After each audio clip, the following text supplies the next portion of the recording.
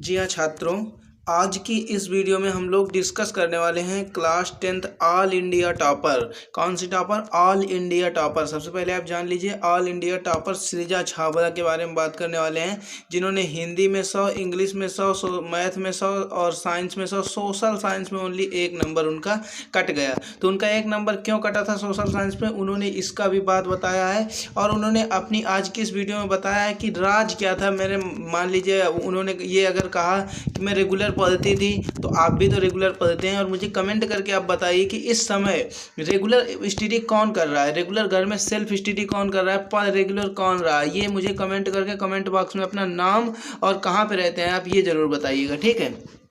तो देखिए, अगर आप जानना चाहते हैं कि जो सृजा छाबड़ा ने इतने इतने नंबर लाए हैं तो कैसे कैसे पढ़ती थी वो, और कैसे नोट्स बनाती थी, और कैसे एग्जाम पे लिखती थी। यहाँ पे 3 बातें बताया उन्होंने, वही बातें बताई जाएंगी। कैसे वो एग्जाम पे लिखती थी, और कैसे वो नोट्स प्रिपेयर करती थी अपने, और किस प्रकार से पढ़ती थी, और उनका क्या टाइम टेबल रहता था, और रेगुलर पढ़ती थी या नहीं। 5 चीज़ों को यहाँ पे उनकी डिस्कस किया जाएगा, और इन्हीं 5 चीज़ों के कारण उन्होंने टॉप किया, वो भी ऑल इंडिया। तो चलिए देख लेते हैं। तो सबसे पहले बात करते हैं उनके रेगुलर की पढ़ाई की।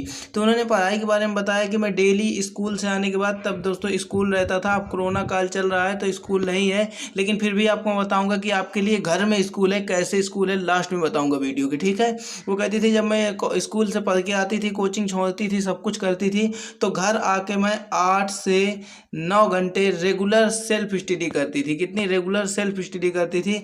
और स्कूल में मेरे पास 4 कोचिंग थी। इसके बाद उन्होंने बताया मेरे पास 4 कोचिंग थी और पूरा दिन स्कूल का था, यानी कि 24 घंटे में 16 से लेकर के वो 17 घंटे करीब पढ़ाई में लगा देती थी। अब बात आती है कि इतना तो सबको ही लगाता है स्कूल टाइम पे, लेकिन 7 से 8 घंटे जो वो पढ़ती थी घर की सेल्फ स्टडी में, वो तो सबको ही पढ़ लेता है। मान लीजिए कोई कोई पढ़ता है, लेकिन फिर भी वो 80+ में अटक जाता है। ऐसा क्यों? तो दोस्तों मैं आज बताने वाला हूँ कि वो नोट्स किस प्रकार बनाती थी। सबसे पहली बात आती है कि वो नोट्स किस प्रकार बनाती थी।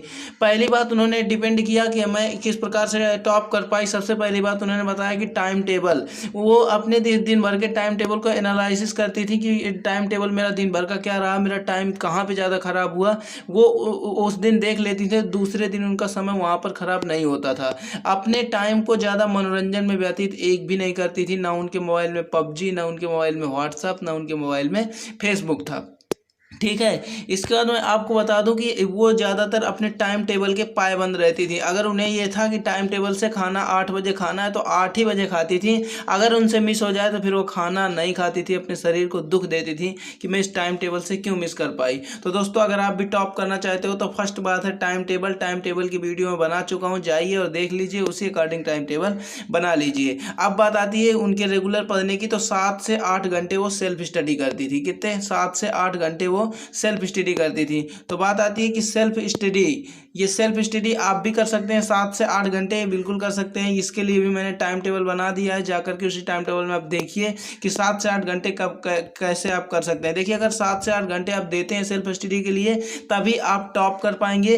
दोस्तों आप सोचिए कि ये ऑल इंडिया टॉप कर गई हैं, तो आप ऑल इंडिया नहीं तो अपने प्रदेश या अपने कॉलेज टॉप तो करना ही करना है। हमें आप आज लक्ष्य बना लीजिए कि हमें कितना टॉप करना है। तो सबसे पहली बात इन्होंने बताया कि टाइम टेबल, तो टाइम टेबल मैंने बता दिया कि बना लीजिए, और 7 से 8 घंटे पढ़ना। फिर इन्होंने बताया कि मैं नोट्स कैसे बनाती थी। देखिए, इन्होंने कहा कि जैसे डाउट नोट पर होगा फिजिक्स, केमिस्ट्री, मैथ, बायोलॉजी सभी डाउट का सफाया। उसके लिए आपको करना क्या है, अपने क्वेश्चन की फ़ोटो खींचना है और क्रॉप करके भेज देना है। 3 सेकंड के अंदर आपका वीडियो सोल्यूशन आपके सामने होगा। क्लास 12 से 6 से लेकर 12 तक IIT JEE मेन एडवांस तक तो नहीं बताया गया, या कूलाम्स लॉ बताया गया, तो मैं पहले उसे पढ़ लेती थी, वहीं पे स्कूल में ही नोट कर लेती थी, ठीक है। इसके बाद उसे कंप्लीटली पहले से पढ़ के जाती थी। जैसे आज चैप्टर चलना है, मान लीजिए आपको कोई सा चैप्टर चलना है, तो उस चैप्टर को पहले से पढ़ के जाती थी, और इसके बाद वहाँ पे जब चैप्टर पढ़ाया जाता था तो उन्हें बहुत अच्छे समझ में आता था, और वहीं पे वो नोट्स प्रिपेयर कर लेती थी। इसके बाद उनके कहने का मतलब था कि मैं डेली 1 घंटे में जब पूरा सब्जेक्ट पढ़ती थी तो जितने नोट्स बनाए हुए होते थे उनको पूरा पढ़ जाती थी। मतलब उनके कहने का था कि जैसे 5 चैप्टर लिख गए तो 1 घंटे में वो 5 चैप्टर जल्दी जल्दी डेली पढ़ जाती थी, तो उनको रटा हुआ था। फिर इसके बाद उन्होंने बताया कि सबसे पहले मैंने सिलेबस को ख़त्म कर लिया। देखिए, अब सिलेबस तक की बात यहाँ तक कर लेते हैं। उन्होंने सबसे पहले बताया कि मैंने अपना जो सिलेबस था वो नवंबर दिसंबर में कंप्लीट कर लिया। नवंबर में हमारा उन्होंने बताया कि सिलेबस कंप्लीट हो चुका था।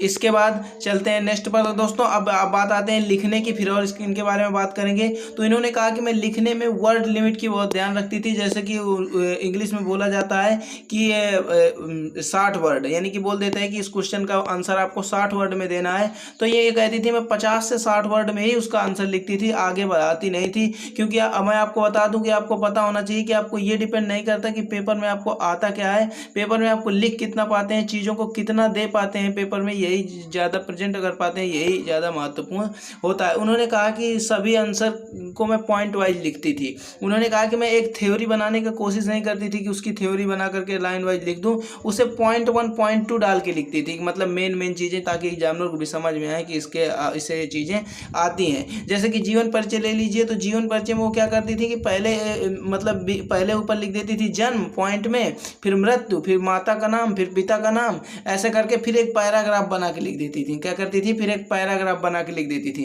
ताकि एग्जामिनर उन्हें पॉइंटों से समझ जाता था और पैराग्राफ से उन्हें पूरे के पूरे मार्क दे देता था। दूसरा उन्होंने कहा कि मैं जो आंसर लिखती थी वो पैराग्राफ में लिखने से बचती थी, मतलब जो पैराग्राफ में आंसर अकेले पैराग्राफ में लिखने से आंसर को बचती थी।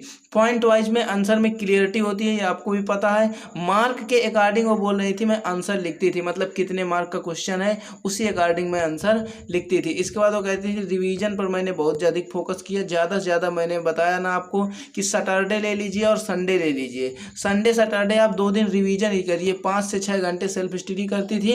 इसके बाद रिवीजन बहुत करती थी, सब्जेक्ट वाइज उनका टाइम टेबल था, सब्जेक्ट वाइज स्ट्रेटजी भी थी, और अपने कोर्स पर विशेष ध्यान देती थी। वो अपने कोर्स पर को ख़त्म करने में, यानी जितना ख़त्म हो चुका है उसके रिवीजन पर, और जो ख़त्म होना है उस पर बहुत ध्यान देती थी स्टार्टिंग से।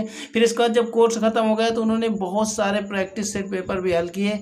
प्रैक्टिस सेट पेपर में से बहुत सारे, और फिर वो बहुत सोचती थी कि मेरा दिन आज का टाइम कहाँ ज़्यादा स्पेंड हो गया, उससे मैं वहाँ स्पेंड नहीं होने देती थी। तो अगर आप भी इसी तरह करोगे ना तो आप भी टॉपर बन जाओगे, इसमें कोई दो राय नहीं है। तो बस दोस्तों आज के लिए इतना ही। अगर वीडियो अच्छी लगी हो तो वीडियो को लाइक कर दीजिए, चैनल पर पहली बार आए हो तो सब्सक्राइब कर लीजिए। मिलता हूँ नेक्स्ट वीडियो में, तब तक के लिए।